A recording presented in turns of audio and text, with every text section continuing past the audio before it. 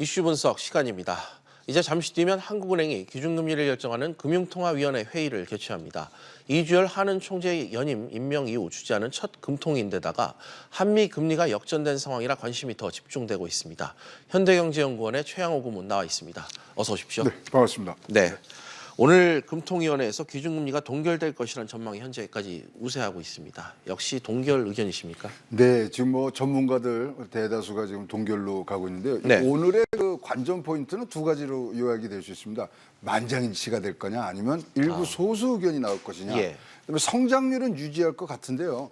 물가 전망치는 낮출 수도 있다는 그런 두 가지 관점으로 보시면 되고요. 예. 사실 2014년도에 이주열 총재가 처음으로 이제 한국은행 총재가 됐을 때 네. 취임사에서 이런 말을 하세요. 물가 상승 압력이 있으면 금리에 대한 조정에 대해서 선제적으로 논의하겠다 이랬기 때문에 사실은 이주열 총재는요 원래는 매파세요. 네. 그래서 금리 인상에 대해서 굉장히 호전적으로 가시는 분인데 지금 첫 텀에 처음에서 6번을 금리를 변동했는데 5번을 내리고 예. 마지막 한 번을 이제 올리셨기 때문에 예. 지금 큰 물꼬를 텄다는 그런 자신감은 갖고 계시다고 봅니다. 알겠습니다. 큰 계속 내려왔다가 첫 방향을 틀었던 총재다. 뭐 이런 얘기를 해주셨던 것 같은데요. 또 지난달이었죠. 미국 연준이 기준금리를 올리면서 한국과의 그 금리가 역전된 상황이지 않습니까?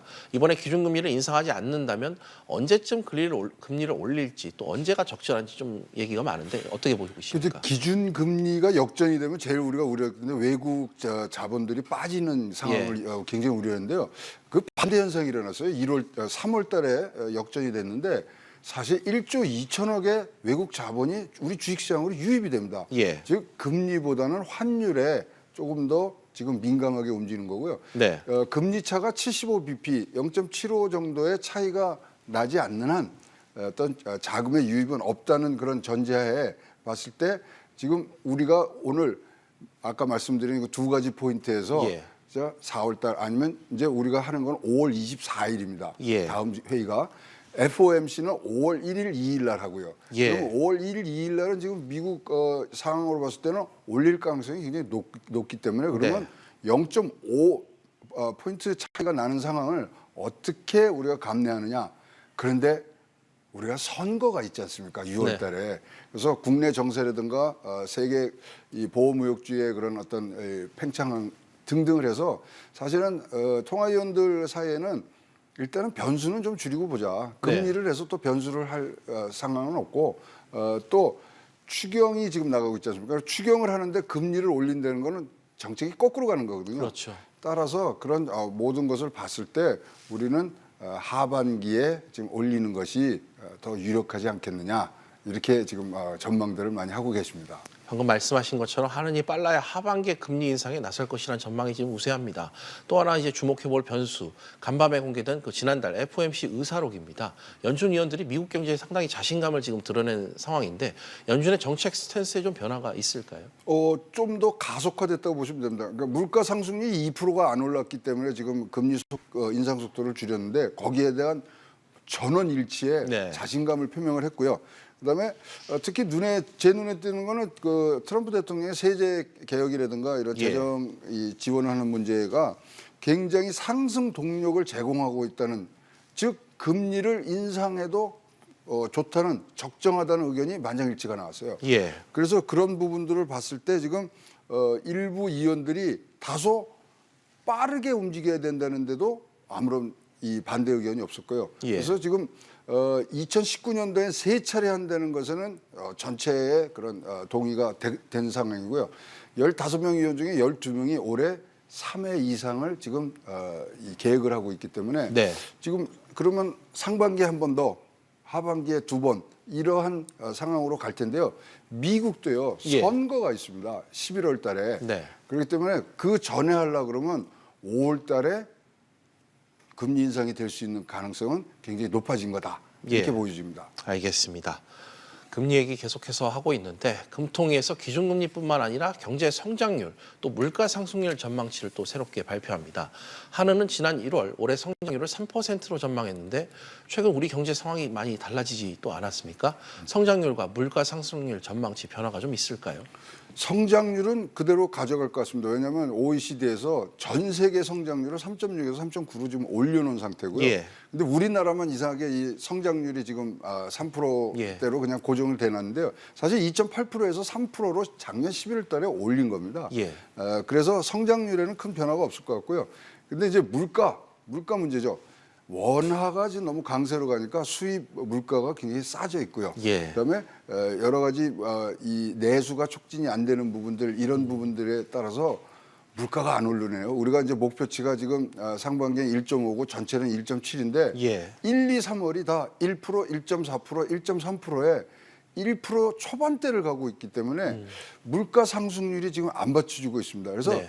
이게 지금 우리가 건강하려고 그러면 좀 네. 몸의 체온도 좀 오르고 그래야 되는데 사실 물가라는 게 몸의 체온이거든요. 그렇죠. 체온이 안 올라가고 있기 때문에 과연 어떤 식으로 그러면 목표치를 좀 낮춰서 이 미국과 한국 간의 그런 금리 역전 현상을 좀 완화시킬 것이냐. 네.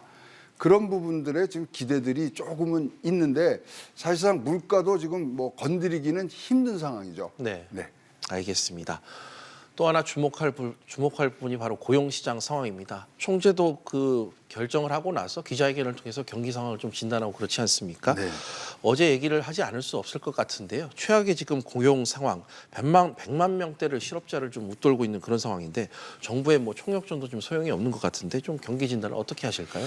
그래서 이제 우리가 이제 금통위를 하면은 어저께는 동향 보고 회의라 그래서 이런 예. 경제 지표들을 쭉 보시는데 어저께 그것이 좀 길어지면 소수 의견이 있다 뭐 이런 그렇죠. 우리가 분석들을 하는데 어저께는 제 시간에 딱 끝났어요. 그러면 동향 보고에서 큰 이견이 없었다는 걸로 봐서는 네. 지금 고용 지표 나빠진 고용 지표를 지금 받아들이신 것 같아요. 거기에 어떤 다툼이 없이 그럼 예. 말씀하신 대로 지금 신규 취업자가 지금 10만 명대로 작년에는요 똑같은 3월 달에 40만 명이 취업을 했습니다. 네. 즉 그 당시에는 건설업에 대한 이 취업률이 굉장히 높았는데 이번에 건설 투자 부분이 0.9%까지 내려갔습니다. 네. 10.5%에서 따라서 그런 부분들이 지금 어떻게 이 경제에서 받아들이냐. 특히 또 이 문재인 정부가 일자리에 대해서는 정책 순위 1번으로 지금 예. 나가고 있는데 그런 부분들이 조화롭게 가야 되는데 사실 실업률도 높아지고 특히 청년 실업률이 예. 굉장히 높아져서 지금 11.6%까지 올라간 상태. 이런 데에 대해서 지금 특단의 대책들이 나와야 되는데 어떤 식으로 이것들이 조화롭게 또 금리라는 그릇에 담을 수 있는지 거기에 대해서 고민이 굉장히 많으실 것 같아요. 근데 이제 우리가 하나 알아야 될 건요. 예. 미국 FOMC는 두 가지 기능이 있어요. 물가 안정하고 일자리 안정입니다. 아, 예. 근데 우리나라 금통위는 물가 안정이 우선이죠. 우선이 아니라 그거 한 가지만 해야 됩니다. 아. 법에 그렇게 안 나와 있습니다. 예. 그렇기 때문에 지금 요거를 이제 연관을 시켜서 하면은 굉장히 한국은행의 금통위에 너무 부담을 많이 주는 것 같고요. 지금은 독립적으로 공정하게 가는 부분으로 가셔야 돼요. 그래서 일자리 정책에 맞춰서 지금 금리를 움직이기 시작하면은 나중에는 감당하지 못할 수 있는 상황도 올 수 있기 때문에 이주열 총재와 금통위원들이 잘 판단하시겠지만 독립성을 가지고 예. 좀 이런 지표들을 보여주셨으면 합니다. 알겠습니다. 마지막으로 이제 본격적인 이주열 총재 그 2기 한국은행 시기가 시작됐습니다. 하는 총재가 연임되면서 하는 조직 변화와 혁신을 좀 내걸었던 모습인 것 같은데 중앙은행으로서의 그 2기 하는 이주열 총재 시기 어떤 역할을 좀 기대하고 계십니까? 저 이제 마지막 이제 퇴임사 아니고 이제 마지막 기자회견에서 이런 얘기를 하세요. 앞에 4년은 안정을 추구했다. 앞으로 4년은 변화와 개혁을 하겠다. 지난 4년과 앞으로의 4년. 그렇죠. 네. 그래서 지난 4년은 이제 그 앞에 총재였던 김중수 총재가 글로벌화한다는 그런 목적하에 굉장히 많은 조직 간의 어떤 이동이 있었는데 그걸 네. 안정화시키는 역할을 하셨고요. 이제는 변화와 개혁을 이제 뭐 해서 진짜로 중앙은행답게 중앙은행의 독립성과 공정성이 두 가지가 굉장히 확보된 상태에서 하는데 네. 그것에 방점을 두시겠다 하는 것 같고요. 이주열 총재의 별명이 뭔지 아세요? 보석입니다. 보석. 이 영어로 하면 이주열을 주얼리라 그러잖아요. 주얼리. 네. 그래서 주얼리 그 보석이라 네. 그러는데 보석이 어떻습니까? 이게 혼자서 아름답게 빛나야 되거든요. 그래서 독립성이 강화된 네. 새로운 한국은행을 기대해 봅니다. 알겠습니다. 지금까지 현대경제연구원 최양호 고문과 이야기 나눠봤습니다. 오늘 말씀 감사합니다.